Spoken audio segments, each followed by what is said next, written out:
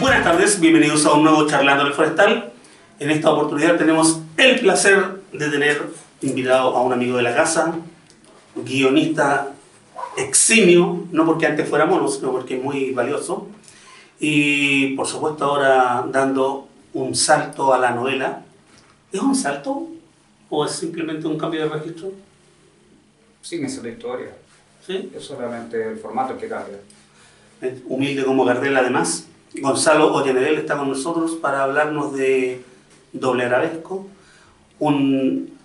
Esas cosas asiáticas no la voy a usar. O sí, para reírme un poco. Una novela negra ambientada en los 90, acá mismo en Chilito y en esta ciudad pedestre que todos amamos y muchos odian. Un Santiago que se ve más negro en tu novela de lo que yo recuerdo, ¿no? Gonzalo, bienvenido. Muchas gracias. Entonces te falta calle. Puede ser, puede ser. ¿Cómo es esto de... Tú dices, es otro tipo de historia, pero es otro registro, definitivamente? Por supuesto. Yo creo que ya lo dije en alguna oportunidad, no acá. Pero, a ver, para mí lo importante son las historias. Pero comparar un guión de historieta con escribir un cuento o una novela es comparar las 24 horas de Le Mans con el Rally de Monte Carlo. Lo único en común es que hay vehículos. Pero es otra forma de escribir, ya que quienes escriben y lo hacen bien podrían decir que no se trata solamente de contar una historia, sino cómo se cuenta y a nivel de estructura, la combinación de párrafos, frases largas con frases cortas, y también el tema de evitar reiteración de palabras, mantener un ritmo y que en el fondo también quede entretenida, que no es menor. ¿Tú te preocupaste de eso o escribiste la historia y después dijiste va a haber una editora acá, debiera haber un corrector de estilo y debiera haber muchas cosas que no se están dando mucho en realidad? A ver, en primer lugar, yo en ningún fragmento de mi vida, muchas gracias. Pase nomás, nos van a traer un refrigerio porque nos agarró un día soleado. ¿Y por qué no tenían café? Pero estamos en casa. Mira, no, yo no acostumbro a cosas por supuestas y no me gusta tampoco la gente que da cosas por supuestas. Entonces yo trabajo, si puedo hacerlo lo mejor posible, lo hago yo. Se agradece, por supuesto, que Elena Flores haga el trabajo de edición y que vea cosas que yo no veo, por supuesto. No obstante, como yo tengo formación periodística, para mí sí, yo respeto mucho lo de revisar los párrafos y limpiar, pulir el texto. Eso a mí me parece fundamental porque a la larga hay alguien que paga por este trabajo y a mí me importa que se lleven algo de valor a cambio de su dinero. Igual nos gustó. Me dio un lagazo. Voy a hablar en tercera persona como la voz. No, me gustó mucho, me gustó la historia, me gustó el producto, me gustó el libro, el objeto, que está muy cómodo para los que nos están viendo y no tienen posibilidad de sentirlo. Muy práctico, es un libro de bolsillo, con el concepto que teníamos antiguamente de bolsillo, no ahora que a una cosa que es un mamotreto le llaman libro de bolsillo y si no tiene bolsillo de payaso, ¿dónde cabe? Este sí es muy transportable, es muy lindo y... ¿Qué onda con Cairo? Tenía problemas en la casa el Cairo. Por supuesto, todos tenemos problemas en la casa. Mira, hay algo bien interesante dentro del género negro, conocido a posteriori como noir, que tiene que ver con gente sobreviviente. Se tiende a confundir la novela de misterio con la novela negra, cuando en realidad son muy distintas. La novela de misterio va de Sherlock Holmes hasta Scooby-Doo, ¿ya? Pasando por Agatha Christie y los demás. Se trata del misterio. Mientras que el noir, o la serie negra, se enfocaba básicamente en mostrar los agujeros, las partes oscuras del sueño americano. Pasamos de pensadores de primer orden como Sherlock Holmes a los personajes de Dashiell Hammett, Raymond Chandler, que son gente, muchos veteranos de guerra, que lo único que saben hacer es ocupar una pistola. Entonces arriendan una oficina en la época de la Gran Depresión y se dedican a resolver un montón de recados vulgares, maridos infieles, herencias, Básicamente. hasta que se toman con eso. Y bueno, yo creo que es importante también, mucho del género negro, tanto en el cine como en la literatura, y también en la historieta, no pasa por el detective, por la figura del detective. De hecho, casi ninguna de las historias importantes pasa por la figura del investigador privado, sino que pasan por criminales. Bueno, el cartero llama dos veces, es un buen ejemplo, o Van Crazy en el cine. Pero a la larga van reflejando lo que no se quería mostrar, y porque también el morbo alimenta mucho a la hora de vender. Así como en Estados Unidos teníamos las dime novels, las novelas que trataban esencialmente de vaqueros. En Inglaterra estaba el Penny Dreadful, que mezclaba historias de fantasmas con crímenes sensacionales. Y en Francia estaba el folletín, donde había cosas como El Miserable de Víctor Hugo, hay historias bastante más sensacionalistas. La novela negra se ajustó mucho con la literatura pulp, que era literatura proletaria, dentro de todo, hecha con el peor papel del mundo y que lo único que tiene en común es que se hacía de forma masiva. No significa calidad. Y en ella se alojaban aventureros como Tarzán, se alojaba Conan, se alojaban romances, y también, por supuesto, terror y crimen. Y dentro de ello, pucha, claro, se explota un poco el morbo, dependiendo también de la calidad del autor, de hacer ver un poco lo que es la realidad que había en una sociedad un tanto pacata. Mientras John Steinbeck escribe La Uva de la Ira, el empresariado le paga a un escritor fantasma para que escriba La Uva de la Felicidad para él, justamente para manipular un poco la visión de lo que estaba pasando con la cuestión social, que es lo que siempre se olvida. Y si tú tomas a personajes como, por ejemplo, el Conan de Robert Howard, que en algunos relatos es guardaespaldas, mercenario, pirata, soldado, es como la Barbie en sus profesiones, en lo que está reflejando es al hombre de la Gran Depresión, que lo está intentando sobrevivir un día. Es entretenido cuando tú lees, por ejemplo, los cuentos de Conan, que nunca lucha por el bien, como se puede leer, él lucha por sobrevivir, que es lo que hacía el hombre de la época de la Gran Depresión. Y lo que pasa también con el investigador privado, que alarga con Bogart y con Maltexto una forma más o menos cliché. Sí, como que todo se refiere hacia allá, va hacia allá. Pero a mí me llamó la atención una cosa que, conociendo tu amor por Valparaíso, estuviste inventado en Santiago. ¿Hubo algo exprofeso o la historia se te creó en la cabeza acá? Mira, en realidad se trata mucho de que en los años 90 Valparaíso sufrió mucho. Después del 82, con la Gran Depresión, el 85, con el terremoto que provoca que San Antonio sea reconstruido como un puerto moderno y Valparaíso empezó a quedar. En los años 90 todavía no sentían ese latigazo económico en Valparaíso, si bien ya las oportunidades se estaban perdiendo. Pero Santiago era testigo de primera mano de todos los cambios que se estaban viniendo y que no eran los que la gente estaba esperando. Y en ese sentido, a mí me impresiona mucho ver cómo acá se hizo muy rápido el cambio de, ¿saben qué? Pasamos de una década de pobreza a un momento en el cual ya no parecía que solamente importaba tener un celular y tener una tarjeta de crédito.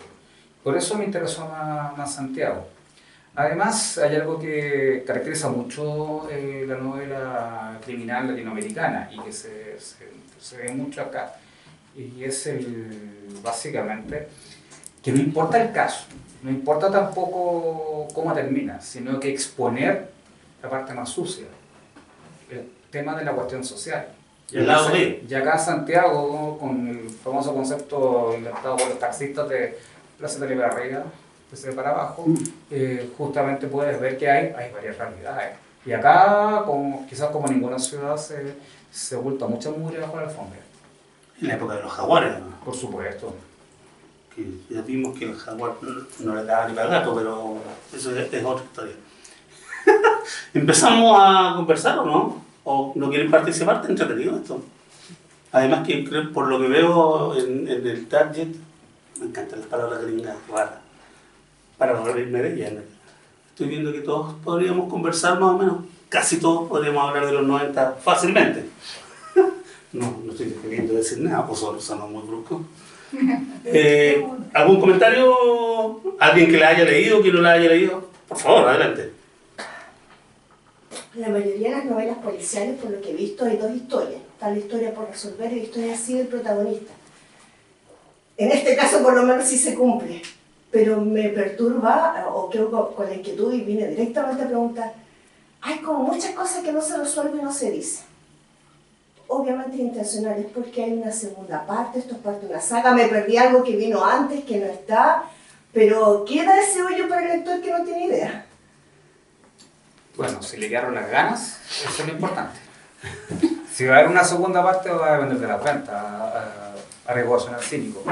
Pero efectivamente hay cosas que no se resuelven de inmediato y en general, desde la historieta hasta esto, no suelo resolver todo inmediatamente con lo mismo. La idea es de a poco ir abriendo esa madeja. Queda, por ejemplo, ¿por qué le llaman? Ojitos de ángel. Claro. Es la pregunta. Y toda la historia, que no es el detective típico, porque los otros, si vamos a Nereo, que si son todos de la marginalidad. Aquí se ve que hay una historia detrás de alguien que tiene dinero, parece, pero tampoco lo tengo claro. Entonces hay como varias cosas que lo hacen interesante respecto a la policial típica chilena. Lo que pasa es que acá tenemos la herencia que tiene del tío Heredia y otros similares, viene mucho de la novela belga, del policial de Maigret, de Simenon. Si bien muchos citan a Hardboiled y a la serie negra estadounidense, donde está Marlowe, donde está Sam Spade, que en general son secundarios en torno a lo que se cuenta y son una suerte de cicerones para los personajes secundarios. El mejor ejemplo es Philip Marlowe, que no se sabe mucho de él, y la novela inconclusa que deja Raymond Chandler después fue terminada por un autor que se le ocurre casarlo y deja la escoba porque nunca importó si él se casaba o no se casaba. Él trabajaba y resolvía casos y lo que le importaba era exponer. Y sí, acá la marginalidad es muy importante, pero también yo tengo una suerte de trauma con los años 90, porque del año 88 al 92 pensábamos que iban a haber unos cambios sociales muy importantes. Ya no se ocupaba hablar de cesantía, ya no se ocupaba hablar de encalillarse. Ya no hay pobres. La gente ya no se encalilla en un auto, la gente ahora compra un auto según ellos. ¿Ya? Y Chile, yo crecí en los años 80, Chile es un país muy pobre. Pueden verlo en el libro de Contardo de la era ochentera también, muy pobre, muy ingenuo. Y de un momento a otro pasamos a abrir una empresa privada y a la gente sintió que por fin estaba en el primer mundo, se olvidó rápidamente de cómo estábamos. La tarjeta de crédito que antes se negaba muchísimo al trabajador común se le empezó prácticamente a regalar, porque se dieron cuenta que se podía jugar con la deuda en vez de estar impidiendo que ellos puedan acceder a un montón de cosas que él de sí podía.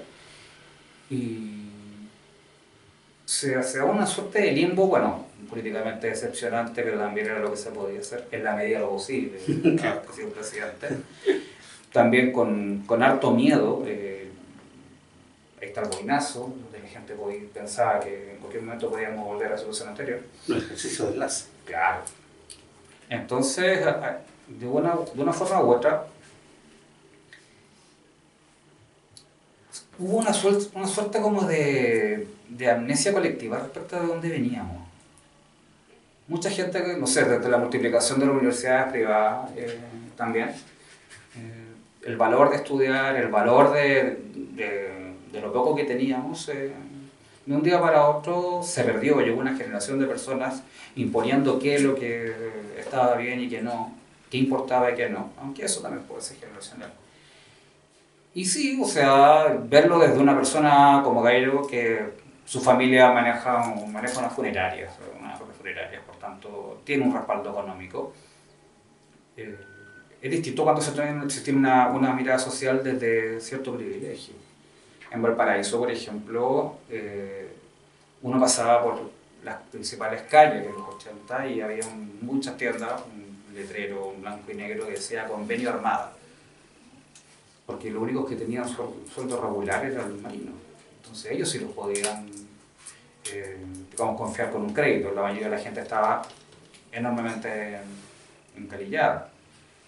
Entonces, también importa mucho eso, ver acá como de un día para otro que CD, ya que viajes locos, que televisión por cable, donde antes nos tocaban la puerta niñitos el día domingo vestidos de colegio, porque era la única ropa que tenían, pidiendo pan. Y como que eso se olvidó. De hecho, yo tuve compañeras de la facultad que me decían que yo mentía, porque ningún niño ocupaba un uniforme el día domingo. Entonces tenemos mala memoria. Y verlo desde hasta cierto punto privilegio económico del protagonista me pareció más interesante que estar yendo desde el abajismo o desde abajo directamente. No fuimos a la profunda, pero está bueno, me gustó. Te voy a traer más.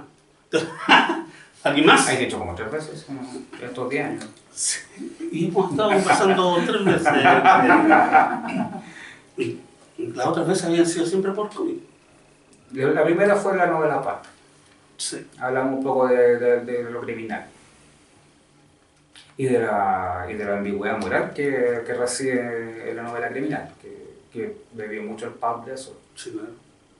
Oye, si la gente que nos va a ver en la grabación se pregunta, y no ha leído la novela, se pregunta por qué estamos hablando tanto de estos pequeños autores que hemos nombrado, es porque Sumando y Restando es un homenaje a la novela negra clásica. No es, y también eso responde un poco a tu pregunta, por qué la estructura del libro y por qué quedan cosas en el aire. En la novela negra normalmente también era así, porque siempre se está esperando que la editorial tenga las lucas para publicar otra aventura de. Pero estamos en Chilito, vamos a ver si eso resulta. Esperamos que sí, vamos a cruzar todos los dedos, incluso los que no hay. Y le vamos a dar la oportunidad. ¿Tú le habías levantado la mano? ¿No? ¿Fue de mía? No, fue de mí. No, está esperando que hubiera más preguntas, más interacción antes de meternos en la cuchara. Pues si yo, Mira, vi la novela desde el inicio, entonces... A propósito, ¿tuviste mucho roce con...? Porque no es lo mismo cuando escribes ¿De qué estás hablando? del trabajo con el editor. Ah, No es lo mismo No. tu trabajo de guionista, donde prácticamente haces, como decías tú, todo. Aunque ha sido un trabajo post. Mira, es que hay una ventaja de trabajar conmigo. 2 en realidad. No, en serio. ¿Ya? Primero, yo soy muy eficiente. Entonces, si a mí me dicen que algo lo tengo que tener para el jueves, generalmente está para el miércoles. Y en segundo lugar, yo no tengo ego de escritor. A mí no me... Como siempre digo, no van a ver ninguna foto mía tomándome el mentol. No. Entonces, yo sé que lo que hay que hacer acá es un producto. Es como armar un disco también. Cada uno, a mí no importa que la guitarra suene increíble si la producción está mediocre o la voz opaca a todos los demás. Lo importante es que la persona va a escuchar una canción y la canción tiene que ser buena. Por algo los Beatles son los más grandes. Y en este caso, no, yo muy agradecido de todas las correcciones y sí, educadamente había cosas que se podían discutir. Se cedió a ambos lados y no ningún problema. Yo nunca le pongo problema a mi editor. De hecho, al revés, me preocupa cuando encuentro que todo está bueno. Porque sucede que... Es sospechoso. Por supuesto, porque quiere decir que o se manejan menos que yo, o no están haciendo su trabajo. Porque esto se le lleva, insisto, se le lleva a alguien y hay que darle algo a cambio de su dinero que valga la pena. Yo no creo que la gente sea artista per se. Muchos profesores de arte me dicen que estoy equivocado, pero al menos en mi caso se trata de crear un producto. Contar una buena historia también es importante en cuanto a niveles de calidad, no puede ser simplemente un bolero. Entonces, a la larga, yo, respecto a lo que hablabas de la edición, en la novela pulp criminal y en los otros estilos también, había gente que estaba trabajando 16 horas diarias, porque no les pagaban medio centavo por palabra. y no siempre pagaban a tiempo. Howard Lovecraft se quejaba mucho de eso. Tenía 2, 3, 4 cuentos o libros atrasados. Entonces lo único que te quedaba era seguir escribiendo para que en un momento te pagaran. Pero ahí también había que confiar. Entonces si le iba bien, sigamos a ver si podemos seguir revelando cosas a futuro. Y en ese sentido, acá, a la hora de escribir una novela policial o una novela criminal, como quieran, es para mí entretenido también abrir ciertas puertas, no tantas como para terminar decepcionando, pero sí. Pero además es un género que te gusta. Sí, mucho. Es que también me marca. O sea, de nuevo, este país es súper distinto al que yo conocí. Y cuando tú pasabas por la calle en Valparaíso, Viña, veías el diario La Estrella, donde el titular era "Se ahorcó por deudas". Antes la gente se mataba por deudas, ¿ya? Y antes de la figura del asesino serial, estaba la gente que mataba por dinero, sobre todo, no por gusto. Y por ese lado tú veías a veces en los noticiarios la madre de un chiquillo trabajador que lo habían asesinado por estar en un lugar equivocado, ¿no? Y no había consuelo para esa señora. Y se pasaba otra noticia, no ganaban los buenos, necesariamente. En un país violento, donde la realidad es violenta. Sumémosle, no sé, me acuerdo cuando era chico, dieron un ciclo en Televisión Nacional, de relleno, sobre todo en el verano, cine antaño lo pusieron, y a la medianoche daban puras películas de blanco y negro, todas eran películas policiales. La primera se trataba de un tipo que injustamente lo habían mandado a la cámara de gas. Empezaba así la película, yo tenía 7 años. Entonces, no había tanta forma de ocultar el tema del alcoholismo, los crímenes, desde el Chacal de Nahuel Toro, pero el tema del alcoholismo. Entonces, lo que me interesa mucho de la novela policial, primero es el contexto social.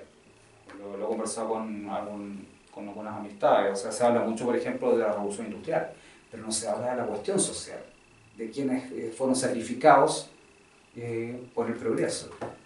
Y por otro lado también el tema de la ambigüedad moral. Una de las mejores cosas que tiene el Halcón Maltés es que ningún personaje es un personaje limpio, ninguno, todos tienen una pequeña yaya. Y de hecho la película incluso es brillante por lo mismo también, porque está muy bien interpretado. Hay muchos claroscuros, no hay blanco y negro. Y ahí tenemos a Miss Pelé con Mike Hammer, que también, pues, o sea, ¿de qué se trata? Es un investigador privado que tiene dinero, ¿ya? Tiene mucho dinero, ¿por qué? Porque su secretaria y amante a medio tiempo está guapa, y cuando hay caso de infidelidad, manda a la secretaria para que se busque al tipo, le toma fotos y lo chantajea. Entonces gana por los dos lados, ¿ya? Y entre medio hay casos, pero no hay esta tendencia a limpiar siempre la imagen, como pasó con O'Higgins, ¿ya? Como pasó con los Carrera, con nuestros próceres en general, o cuando uno ve la paramilitar y todo el discurso de la vocación de servicio, el deber, y después está viendo las noticias de gente corrupta dentro de la uniformado, eso jamás visto, ¿ya? En el fondo es un trabajo más como otro, y dentro de la novela criminal se ve muy bien eso.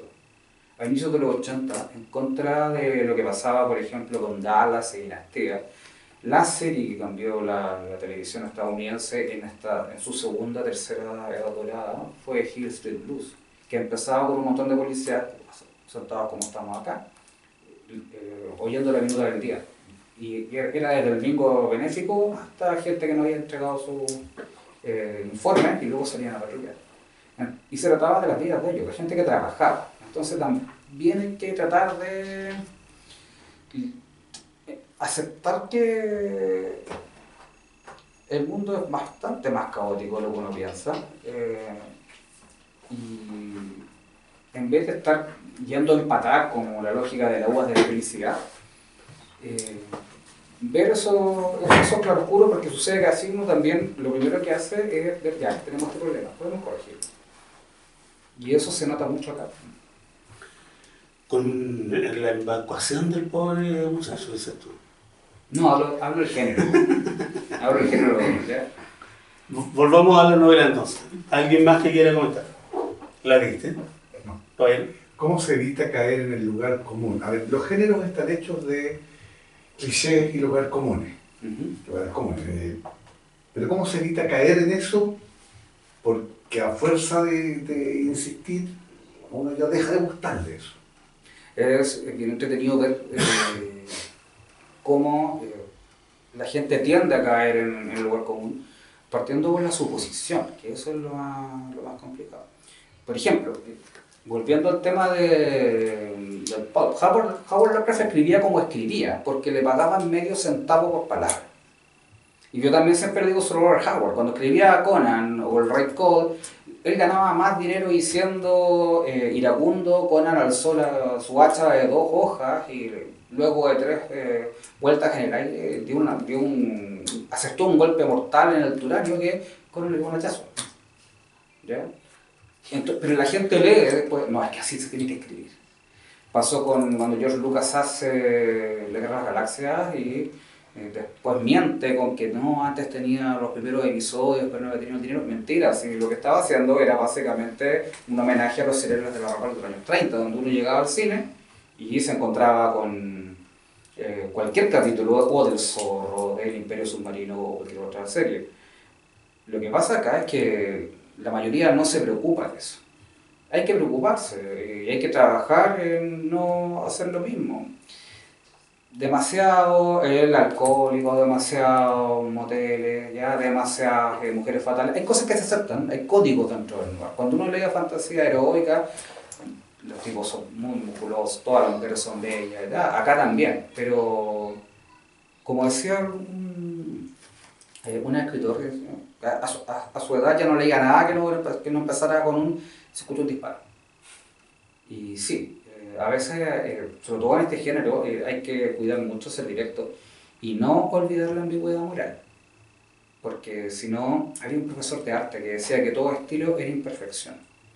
Si uno tiene la tendencia a imitar a alguien, es probable que uno pueda emular sus aciertos, pero también va a emular sus errores. Y al ser una fotocopia, se van a ver más acentuados. Entonces hay un ejercicio consciente. Si bien, no sé, en la época misma del pulp, como tenían que trabajar tanto y se acababa la idea, vendían una suerte de Biblia donde estaban todos los finales de desarrollo y desenlaces posibles y las alternativas, el trópico, la Antártica, África, ¿ya? Nueva York, para que fueras cambiando, entregar y cobrar. Entonces no se esperaba originalidad. No obstante, hay gente como, insisto, Raymond Chandler o Patricia Highsmith, Ross MacDonald, que era mucho más psicológico, que logran hacer un trazo bastante distinto. Luchar contra los lugares comunes es una batalla casi perdida, pero hay que hacerla. Es como la selección boliviana jugando clasificatoria. A veces resulta, entonces hay que hacerlo. Es que igual, al hacer un homenaje tenía que tener los ingredientes que normalmente tienen. Tenía que haber un traspié, tenía que haber un embocamiento, tenía que mojarse harto en la lluvia. Por supuesto. Antes llovía de verdad. Antes llovía de verdad, entonces quedó como pájaro. Aparte que también hay ciertos cambios. Piensa, la otra vez en la casa estábamos viendo Gun Crazy, y que es una suerte de Bonnie and Clyde, pero más a lo bestia. Y pensábamos, después del segundo banco, ya los habrían atrapado haciendo un trabajo militar, ¿ya? Antiguamente era bastante más fácil robar dentro de otra manera. Y era un país más complicado con esto de andar ocupando carriers para llamar por teléfono, ¿ya? La tecnología era muy intermedia. Todo eso va fax. Y la inmediatez que ahora ha hecho que uno tenga una visión un tanto genérica de eso, pero era otra forma también de enfrentar el mundo y queríamos el primer mundo. No obstante, de noche la cosa cambiaba. Que de noche todos los gatos son negros. Y por lo mismo, a la larga, no sé, por la gente se ríe ahora cuando uno se llama Monbillú, el Taproom, ya, pero esos lugares existían y existían dentro de una cuasi imaginalidad. Mientras no se hablara de ellos, todo estaba bien. salió ese año un libro muy interesante que se llamaba como Chile 2 AM o 3 AM. No sé si Yo me te acuerdo, acuerdas, sí. Y eran puras fotografías que recreaban desde la morgue hasta un bar. Cómo era Santiago a esa hora. Y efectivamente, más allá de lugares comunes, es que también hay cosas que la gente no ve. Hay muchos que no lo quieren ver, pero también hay gente que no lo ve precisamente porque funcionaban a contramano. Cuando todos estaban cerrando y nos estábamos yendo para la casa, la gente de bien empezaba otro mundo, que es el mundo al que hacen alusión esta novela. ¿Tú te acuerdas todos estos periódicos que eran desnudos y crímenes? Sí, pues. Como la misma vea cuando salió como diario, ¿ya? Que era la portada un desnudo y adentro crímenes. ¿Ya? Lo hablaba con Martín Cáceres cuando fue el caso del descuartizador de Quilicura, que en esa época la prensa tenía menos asco de ese tipo de cosas, y ellos mostraron en la primera página el torso. Y decía que la familia del que no le gustaba eso, hasta ellos compraron el diario. Entonces, sí, ese mundo existe. Y una de las cosas, por ejemplo, que es sabida, porque el periodista de la Crónica Roja y el policía fuman tanto. Lo que sucede es que el tabaco disimula el aroma del cadáver. Entonces la gente ve eso, no, es que fuman mucho, que es un cliché. No, tiene que ver con eso.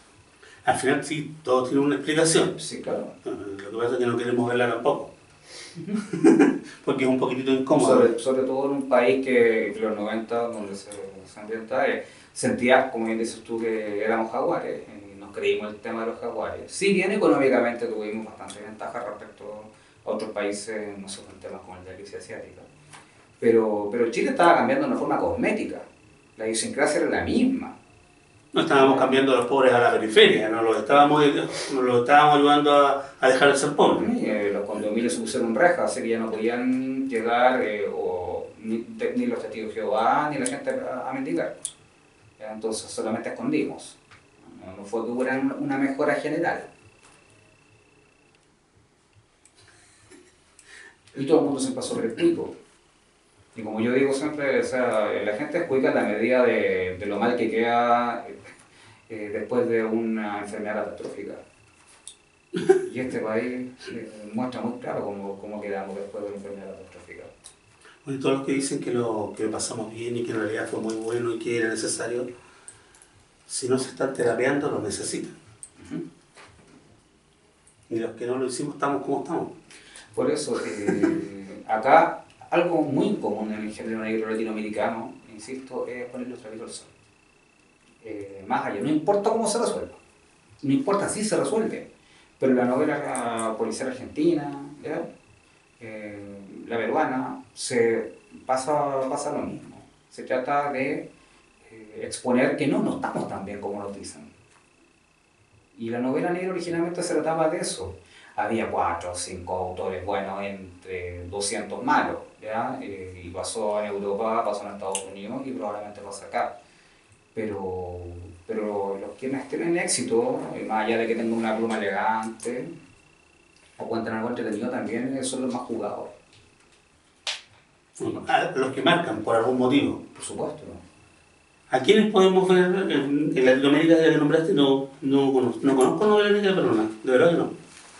Mira, en realidad son bastante marginales el tipo de autores que pasan por ahí. Argentino es curioso porque los argentinos se manejan mucho mejor con la historieta negra. Y muchos de ellos, cuando pasaron a hacer novelas, no funcionaron tan bien.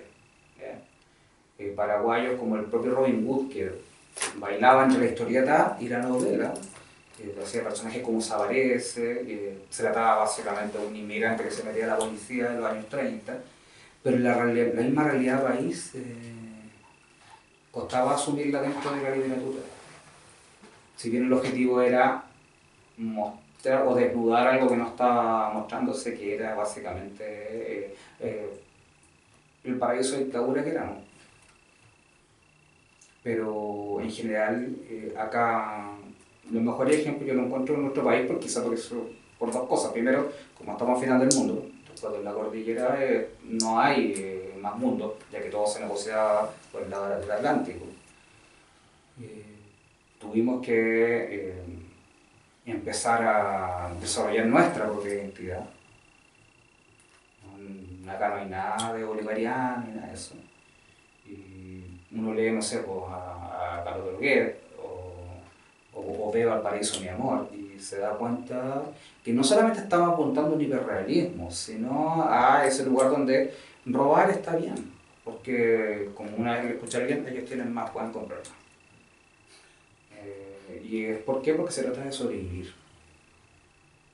Entonces, en general acá me parece que la realidad local es mucho más interesante. En Argentina se da más por el lado de la ¿cómo se llama? Historieta, porque la idiosincrasia también es muy distinta. Un ejemplo, alguna vez un argentino hablaba que no entendía el éxito de los prisioneros, o por qué eran tan importantes, sabiendo que nosotros, según él, no entendíamos a Fito Páez.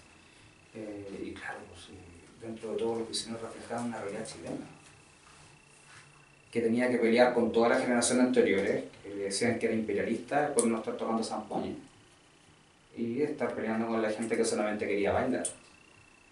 Pero eso en Argentina no iban a entender. En realidad es como la peruana, la colombiana, que son más duras en los años 80, se puede identificar más en la canción social. Y acá, como imperó tanto el realismo mágico, la novela social en su momento, el policiero era como una policía. De hecho, dentro de todo, bien insólito que el último premio de literatura sea policial. ¿Por qué? Porque siempre ha sido un género menor y siempre va a ser un género menor. Eso no va a cambiar. La novela, alguna vez alguien me porfiaba, de hecho era un argentino, que me decía que las cosas que hacía Agatha Christie eran noir elegante. No, el noir no es elegante. Si es elegante, no es no. De hecho, puede haber gente que escriba de una manera bastante pulcra. Lo hacía Ross MacDonald, lo hacía Raymond Chandler, pero casi nadie más. ¿Ya? Su Grafton lo lograba, pero aburrido. ¿Ya? Pero eso es una novela de misterio. ¿Ya? No me acordaba de eso, Grafton. Sí, la leí. Bueno, un chiste muy irónico sobre su Grafton, para quienes no la conozcan, ella pretendió hacer una carrera haciendo una suerte como de saga del abecedario, donde todos los libros empezaban con la primera... Y la tenían en el borde. Claro. A de asesinato, aunque el primero era Libby, pero... Entonces todos los libros tenían que ver con la primera letra. Bueno, murió cuando escribió la Y. Así que el Z nunca apareció.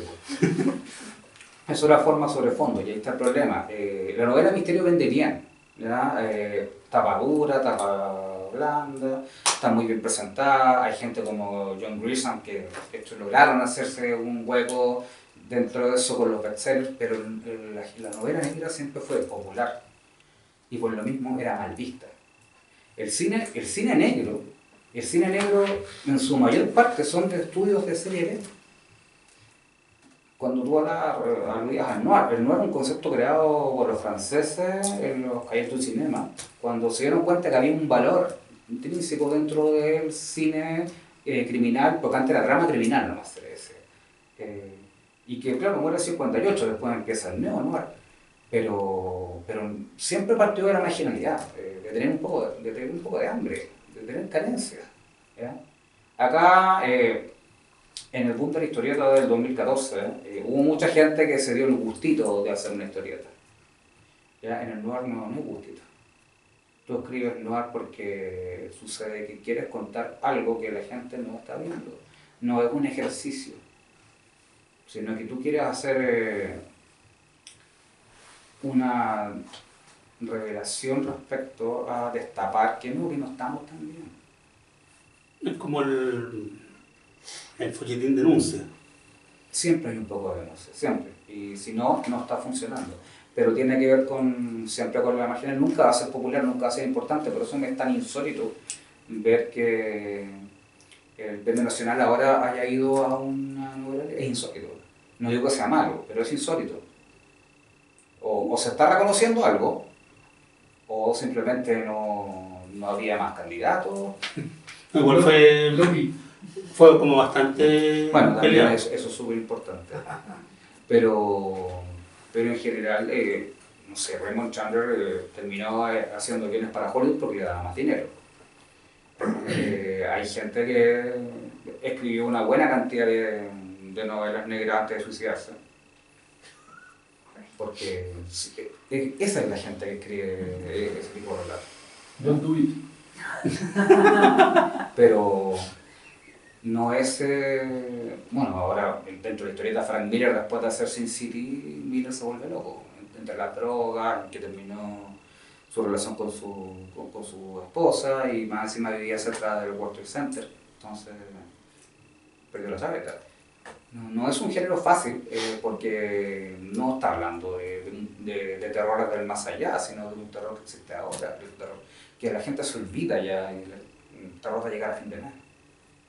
Que es el más grande de los terrores y del que menos se habla. Por supuesto. Vamos a últimos comentarios. Sí, yo quería destacar, bueno, por supuesto que hay varios elementos de la novela que destaco, por lo tanto, por motivo por el cual la editorial se interesó por publicarla, pero en lo personal, a mí me gustó mucho el que la ciudad de Santiago es como un personaje más dentro de la trama, y sobre todo en una época que uno puede reconocer que existe este Santiago como patrimonial, pero que estaba en decadencia. Antes de que hubiera este esfuerzo por sacarle brillo, por cuidarlo más, era en la época cuando estaban poco menos peleando para echar abajo los edificios viejos para construir una torre, y hay mucha de esa acción que pasa en ese momento, y a mí me llama la atención y me interesa saber la visión del autor, siendo una novela que pasa principalmente de noche, por así decirlo, con cosas, fenómenos nocturnos, por crimen, etc. Hay bastantes cosas que suceden en el día y a la luz del día, y a vista y paciencia de un montón de gente. Eso es casual, fue totalmente intencional, fue como para hacer claroscuros dentro de la historia, así salió. Bueno, yo llevo más o menos 10 años también haciendo rutas de crímenes acá en Santiago. He sido invitado por Patrimonio Chileno, sobre todo por ese grupo, para hacer un par de rondas contando crímenes importantes que se vivieron acá. Y es bastante, para mí, que yo soy de nací en Villamar, pero crecí en Valparaíso, un instituto porteño, me gusta mucho Santiago.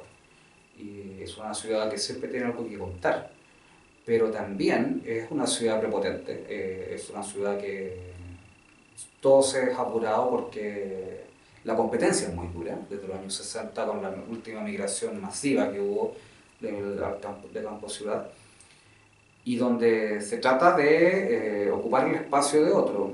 A nosotros nos tocó ver cómo el edificio Maino, que era uno de los últimos ejemplos de Art Deco acá en Santiago, fue echado abajo, y las tácticas de las inmobiliarias era pagar a la gente para entrar al edificio de noche, romper los vidrios, para así ayudar al deterioro más rápido y tratar de dejar todo lo más expuesto para que dijeran no es irrecuperable. Hoy sí, se nota un poquito, y no mucho, un poquito más de cuidado con el patrimonio. No hay dinero para el patrimonio. Ya uno entra al cuarteles de bomberos, son un lujo. ¿Ya? Tuve la suerte de entrar al Hotel City en el último día de un tour patrimonial, y era increíble el diseño que tiene y que todavía esté agotado. No tenemos ese cuidado, tampoco lo puedo culpar porque los terremotos tiran abajo todo. ¿Ya? Siempre me acuerdo, la primera vez que viajo a Buenos Aires, lejos de impresionarme por el tamaño de las construcciones, fue como, esto con un grado 5 se cae. Típico comentario chileno. Sí, típico comentario chileno en la universidad. Pero es que uno sobreviviente. Sí. ¿Ya? Y entonces, en ese caso acá se entiende. En Valparaíso hay unas fotografías de Harry Watts muy bonitas que tomó en 1905, un año antes del terremoto que transformó Paramar Valparaíso. Pero allá decíamos, estamos acostumbrados a que las cosas las boten porque hay que levantarse. La gente de Valparaíso es gente de esfuerzo. Hay gente que trabajaba en el mar, hay gente que trabajaba o en las pocas fábricas que teníamos. Por eso no se entiende ese intento de reinvertir Valparaíso como un eje cultural. No le puedes decir a una persona que trabajó en la Sudamericana de Vapores durante 20 años que ahora ponga un café literario. No es de un día para otro. Y por otra parte, así como hay cerros muy pudientes, hay cerros muy populares y gente muy pobre también. Acá en Santiago, como que no les importa mucho el tema patrimonial, son pocos. Estas últimas generaciones que son más educadas, tienen mayor conciencia de eso. Y les ha ido bien algunos tours cuando hablan de fantasmas, del tema inicial de la compañía, ya de ir al cementerio católico. Y yo me daba cuenta porque de hecho cuando yo relataba crímenes como el crimen de la botica, que la gente quedaba impresionada y le gustaba que se inscribía para escuchar ese crimen. Y básicamente por lo espeluznante, no por lo patrimonial. Cuéntalo. No, sería muy largo, tiene que ver con descuartizamiento. Y harto alcohol. Bueno, dentro de todo, acá en Santiago es bien interesante ver cómo se están preocupando de eso. Yo encontré hermoso que la confitería Torres empezara a ser considerada patrimonial. Aquí en Diria no es tan vieja, pero es lo que tenemos y hay que cuidarlo. De hecho, también espanta por lo mismo que tengan que remodelar otra vez más la moneda para que vivan ahí, ¿ya? Porque quiere decir que no hay mucho interés en cuidar lo que nos pertenece a todos en base a gustitos. En más de un relato negro, los villanos son inmobiliarias, por lo mismo, porque sucede que se trata de tener más y después de tener más que seguir teniendo. Y en una ciudad como esta, que es tan brusca, tan violenta, antes me acuerdo de estos videos de los niñitos acostumbrados a tomar la micro en la Alameda en doble fila, que para nosotros en Valparaíso es como bajarse en Cerro Abajo corriendo. Claro. ¿Ya? Y es porque esa es la realidad. No debería ser, no, pero es. Entonces, que le presentan a uno una versión brillante de la ciudad, hay fotos hermosas de la plaza Baquedano de los años 50, incluso con el típico fotógrafo con cámara de cajón, gente que vendía remolino, pero era cosa de cruzar el puente Pío IX para que la realidad cambiara. Y hay pocas fotos de eso. Y fue lo mismo que pasó cuando en Inglaterra, a fines del siglo XIX, empiezan a tomar fotos de la vida en el East End de Londres. Y se ve, partiendo por lo que pasó con Jack el Destripador, que parece que esta gente no vive tan bien como los otros, ¿no? Y era efectivo. Y ahí se empezó a tomar más conciencia de eso. O de que las mujeres que ejercían la prostitución no lo hacían porque eran ninfómanas, sino porque tenían hambre. Ese tipo de cosas se ocultaban. Y este país, que culturalmente siempre estuvo atrasado 20 años por el resto. 20 años. En 20 años cambian muchas cosas. Acá costó, y por eso hay pocas, ahí está la foto romantizada del campo chileno, pero no hay fotos de gente pobre. Eso empieza en los años 60, donde se empieza la otra social. Recién Pedro Aguirre Cerda fue el que empezó a intentar hacer algo, y los primeros profesionales que salieron gracias a Pedro Aguirre Cerda se lo llevaron a las empresas privadas, de nuevo, el empresariado. Y acá en Santiago, ahora que es un poquito más cómoda la situación financiera del país, se puede permitir proteger uno o dos edificios, pero ¿cuántos se están cayendo ahora mismo? Y ese es el tema. En Valparaíso es paradójico también, porque la gente defiende las casas que están en el cerro y se están cayendo, se está sacrificando su calidad de vida. Entonces, no hay un criterio. Pero en Santiago lo interesante es justamente que se ve todo ese panorama. Y ustedes mismos lo ven ahora cuando la gente ya no quiere ir a Huérfano, la gente ya no quiere ir a Meix, a la estación central, ¿ya? Entonces la ciudad va cambiando. Santiago, como una buena capital, está cambiando muy fuerte. Y eso, para mí, desde fines de los 80 hasta ahora, se ha visto de forma meteórica.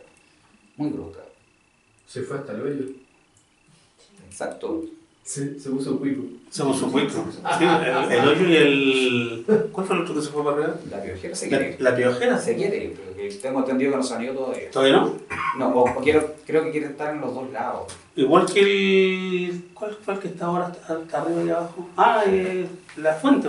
Sí, Una fuente, que habrá una antigua fuente y la otra no. Pero ahí es donde ya lo popular pasa a ser como artístico, y dentro de todo, no sé, yo he visto a la gente que hace filo para entrar ahí y hay gente nunca habría entrado, No. no sé, a la cantina de Siete Machos que tenía... No. que tenía El 777.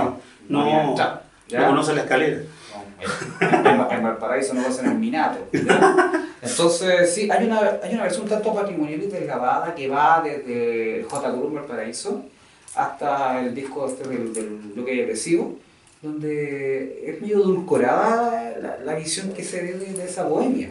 ¿Ya? Sí, pues ahora como es, está de moda verlos porque, oh, qué interesante y cultural esto, pero nadie hace el trasfondo de, primero, que es tan viejísimo y todavía tienen que estar cantando, y segundo, que ahí se ve bonito, pero es un espectáculo. Exacto. Hay una oleada, aparte de la facha, por supuesto, de endulzar todo. Por supuesto. Y hay una recreación romántica de eso, y bueno, uno de los grandes ejemplos fue el fenómeno de Salo Reyes a principios de los 80, donde vendía 10.000 copias sin salir en la radio, y que terminan llevándolo a un programa de Bodanovich, donde se hizo una suerte de parodia con una cebolla cristal, le pusieron bailarina, y después Bodanovich, después que sale Salo Reyes, intenta como justificarlo, diciendo, es un cantante que solo vino a buscar una oportunidad. ¿Y qué oportunidad si Salo Reyes ya vendía solo? ¿Ya? Y le guste a la gente o no, lo que se vendía en Chile era Salo Reyes. Es como acá que los conciertos de ranchera, ¿ya? O, me imagino que ahora los de reggaetón son los que más venden. Esa mentira que se autocreen los metaleros. No, Chile siempre ha sido un país rockero. No, Chile siempre ha sido un país del pop. Lo que pasa es que si en Chile Iron Maiden, por ejemplo, tiene 60.000 fans, a los conciertos van 50.000. Son leales. Sea que estemos hablando de Suede, de Oasis, de Morphine, de cualquier estilo del rock, el punk sobre todo, el punk rock, son muy leales. Pero este país es un país de cosas orejas. Cuando vino David Bowie con Eric Clapton y Bryan Adams. Y todo y como Mick Taylor, Brian. por supuesto. Y no es bueno, Brian. Y sucede, ¿cuántos fueron? 10.000 personas. Nadie está. Exacto. Pero tú le preguntas y todos fueron. Todo fue. Es como el concierto de Piedra Roja. Uno empieza a preguntar y hubo 1 millón de personas. O la gente que cantó el rock del mundial con Winston Marsalis. No, yo fui el que empezó a cantar el rock del mundial. Sí. Pero acá, claro, con el tiempo se ve como tan bonito y en general, al igual que el rock and roll no surge dentro de las clases privilegiadas. Primero surge dentro de las clases más humildes de Alemania y de ahí hay una cierta copia en Estados Unidos. Pero es del sur de Estados Unidos donde estaban las peores condiciones de vida, por eso podían cantar los negros también, y latinos, pues estaba Chivanes también, ¿ya? Lo mismo que el jazz, originalmente una de las excepciones de jazz era fornicar, to jazz, con 2 veces, ¿sí? Es una casi una burla, y el aporte de los latinos en New Orleans, en la época que todavía hay intercambio con Cuba, no es reconocido porque políticamente no conviene. Hoy día, claro, no, todo el mundo escuchaba a Los Prisioneros, todo el mundo escuchaba a The Cure. Y es mentira. Y todo lo encontraba bueno. Claro, Jorge González se reía cuando la radio concierto se puso en la voz de los 80 porque ellos estaban prohibidos en la radio concierto. Entonces se tiende a mirar al pasado y rescatarlo como algo muy dulce, pero lo decía, a ver, creo que era Asimov, que el hombre no puede vivir en el pasado, no podría, porque su visión del pasado es muy genérica. Entonces, por ejemplo, antes las cosas se arreglaban a puñete, ¿ya? Me contaba mi madre. Y quedaban arregladas. Y arregladas, sí, por Y supuesto. quedaban Quedaban arregladas. arregladas. Se da la mano. Se da la mano. Sí, sí. porque todo el show terminaba cuando se daban la mano, porque ahí terminaba todo y no lo hablaban más. Era una cosa impensada hoy en día, porque el rencor anda en el aire. Una en redes sociales. Sí. Sí. Por supuesto, pero porque no se van a ver las caras. Ya. No hay duelo. Quedamos con. Volvamos a lo nuestro. Le regalamos la cámara a don Gonzalo para el final, o casi final, porque después hago un speech yo. Me encanta la palabra en inglés.